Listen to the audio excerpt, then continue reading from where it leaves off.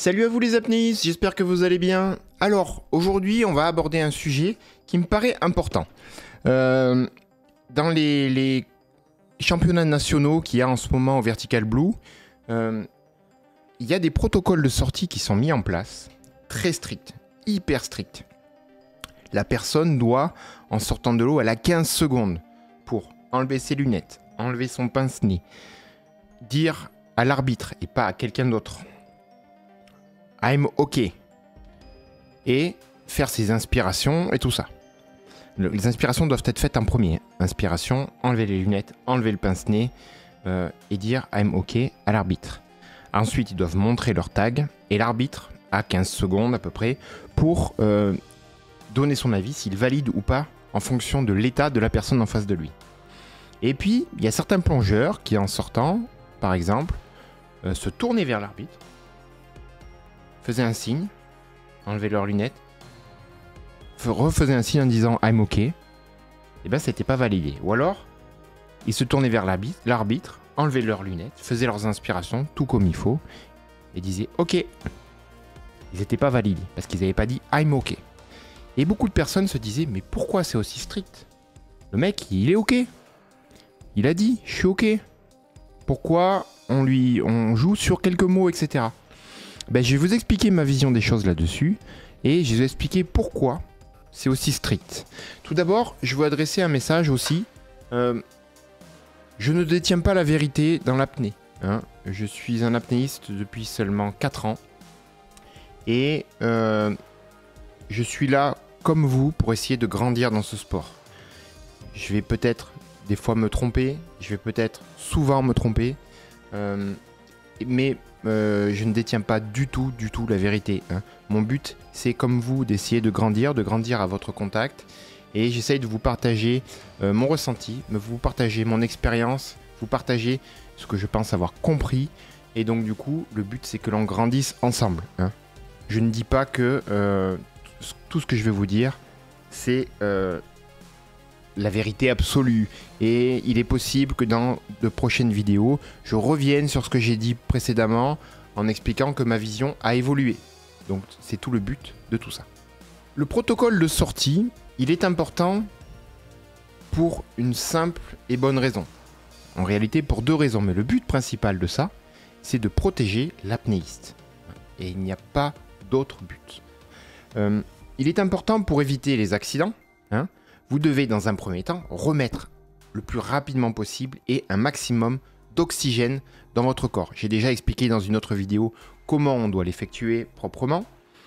Il est important pour votre propre sécurité pour éviter de faire une syncope. Et ce n'est pas parce que vous avez atteint la surface et que vous avez réussi à sortir de l'eau et que vous avez commencé à respirer que vous n'allez pas faire une syncope après cela et que vous n'allez pas redescendre dans l'eau et avoir un problème. Il est important aussi pour la personne qui vous observe, hein, que le protocole soit fait de façon stricte, méticuleuse, afin de montrer que vous êtes aussi présent mentalement. Si vous faites la première fois juste ça, comme on a pu le voir que moi, j'ai tendance à faire, lorsque je suis avec des personnes que je ne connais pas.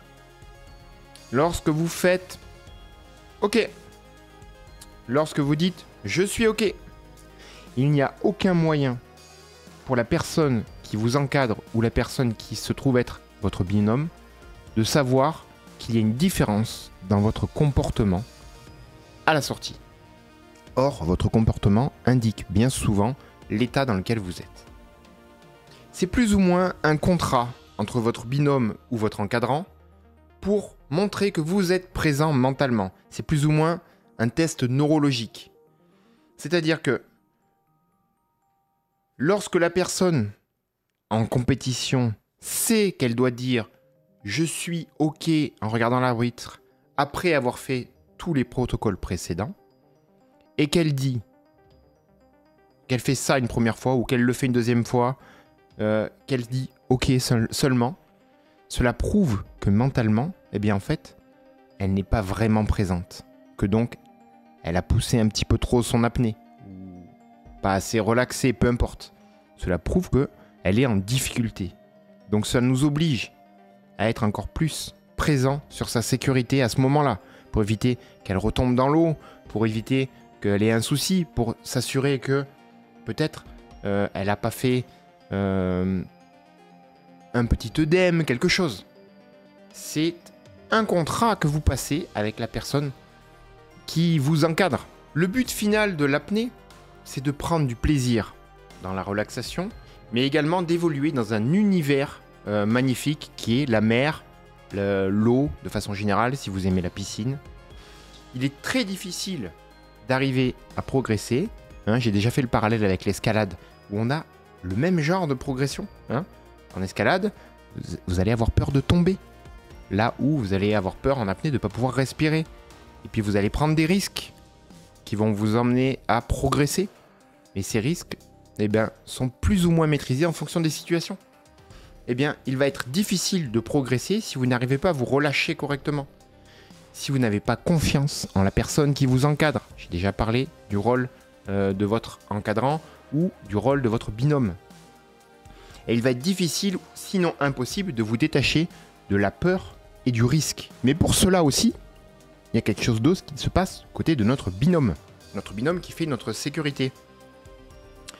Celui-ci doit nous sécuriser correctement. Et pour ça, il doit avoir confiance en nous également. Il doit savoir qu'on ne va pas faire plus que ce qu'on a annoncé.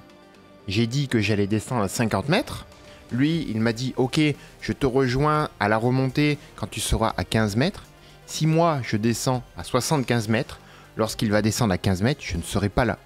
Il va avoir peur que j'ai fait un accident, il va peut-être descendre plus bas, il va peut-être se mettre en statique, etc. Et donc, il ne va pas savoir que je vais remonter 15 ou 20 secondes plus tard.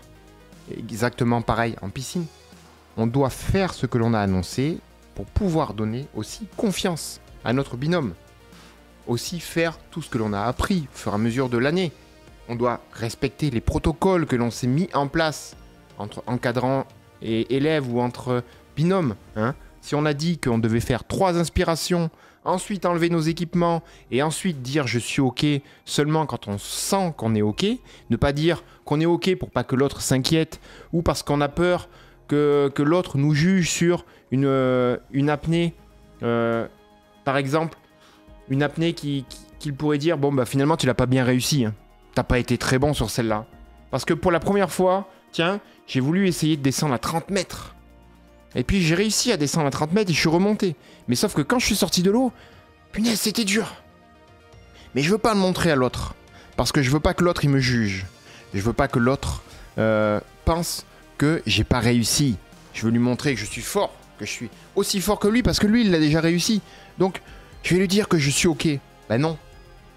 Si c'est dur, si vous n'êtes pas OK, eh bien vous devez le communiquer à votre binôme. Hein, vous faites vos inspirations et vous ne lui faites pas de signe OK. Vous lui montrez que c'est difficile, comme ça il est à votre aide et il va pouvoir vous accompagner. Et puis peut-être il va pouvoir vous conseiller, peut-être il va pouvoir vous aider et peut-être lorsqu'il vous fera un peu plus confiance grâce à cela, il va pouvoir vous aider à progresser encore un peu mieux. La confiance marche dans les deux sens. Hein. Lorsque l'on disait tout à l'heure, eh ben tiens, je vais plus loin que ce que j'ai dit, hein, eh bien du coup, ou alors je force, alors je vais faire la distance que j'ai annoncée alors que je sens bien que ça va pas passer. J'ai annoncé que je descendais à 25 mètres et arrivé à 15 mètres, je suis pas bien.